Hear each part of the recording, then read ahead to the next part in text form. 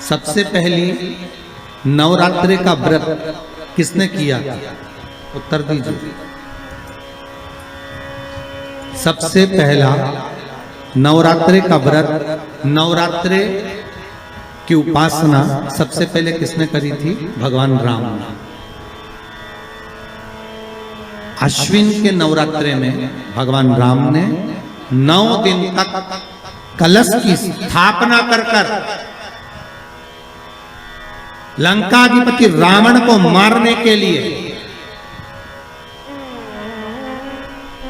मां जगत जननी की आराधना करी। भगवान राम ने मां जगत जननी की आराधना, मां जगदम्बा की आराधना।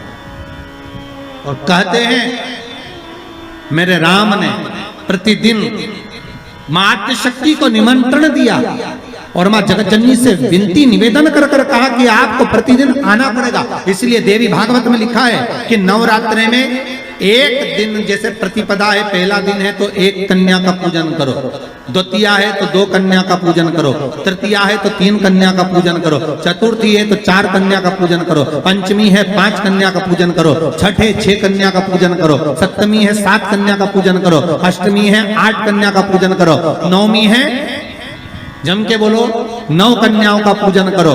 और अगर इस तरह से आप पूजन नहीं कर सकते नवरात्रि में तो 9 कन्याओं का पूजन एक साथ या तो अष्टमी के दिन या नवमी के दिन कर दो, या मध्य में बीच में भी आप कर सकते हो एक साथ। पर अगर आपकी कोई कामना है, आपकी कोई इच्छा है, मालूम पड़े, जैसे कई लोग कहते हैं कि हमारी इच्छा है, हमारी वो मकान नहीं बिक रहा, या हमारी वो जमीन नहीं खरीदी जा रही, या हमारी कोई कंपनी नहीं डल रही, या हमारे काम में ये अड़चन आ रही है, तो नवरात्रि में 4 नवरात्रि में से किसी भी नवरात्रि में आप नियम बना लो कि एक कलश की स्थापना कर एक दिन में एक कन्या का पूजन कर उसको भोजन कराना, लाल वस्त्र देना, लाल चुनरी देना, दूसरे दिन में 2 कन्याओं का पूजन कर लाल वस्त्र ओढ़ाना, लाल चुनरी देना, तीसरे दिन में 3, चौथे दिन में 4, 5वें दिन में 5, ऐसे 7-9 दिन तक एक कन्याओं के क्रम को बढ़ाते आप उस पूजन का विधान प्रबल कर सकते।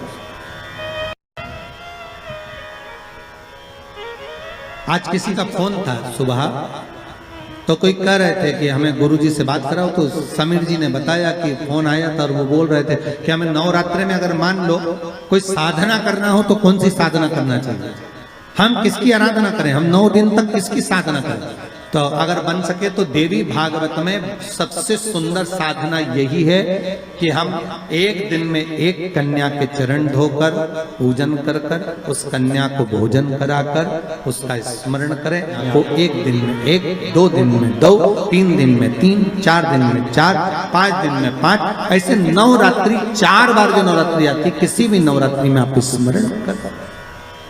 जैसे बेलपत्री का किया गया दान छिन्न नहीं माना गया। किस चीज का दान? जम के बोलिए जरा।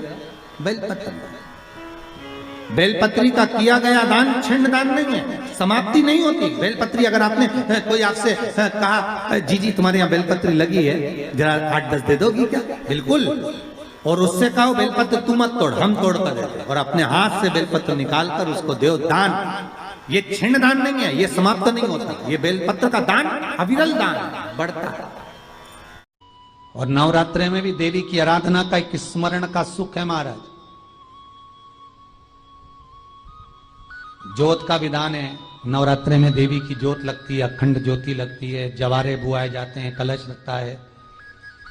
ज्योत का भी विधान है।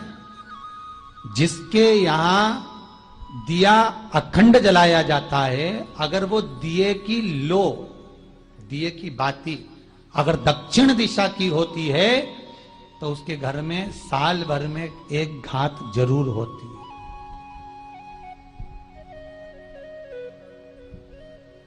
जो दिया अखंड जलता है उसकी बाती का मुख दक्षिण का नहीं होना चाहिए।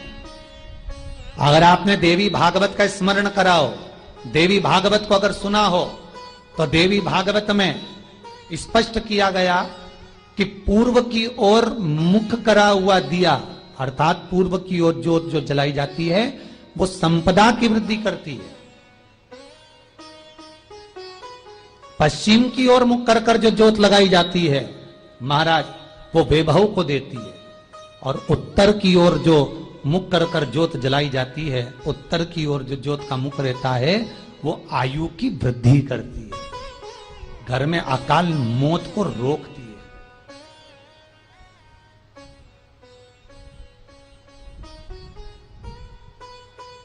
यात्रे का जो भाव तत्व है उसको भी अच्छे से समझ लेना। दक्षिण की ओर ज्योत ना लगाएं, अगर आपको लगाना है पूरब की लगाएं, पश्चिम की लगाएं या उत्तर की लगाएं। कितना सुंदर लिखा है देवी भागवत के अंदर कि जहां कलश की स्थापना होती है उस जगह पर किसी देवताओं को बुलाने की जरूरत नहीं होती, 33 कोटि देवता उस जगह पर स्वतः विराजमान हो जाते हैं। स्वयं 33 कोटि देवता स्वयं वहां विराजमान। और कितनी महत्वता कलश की महाराज।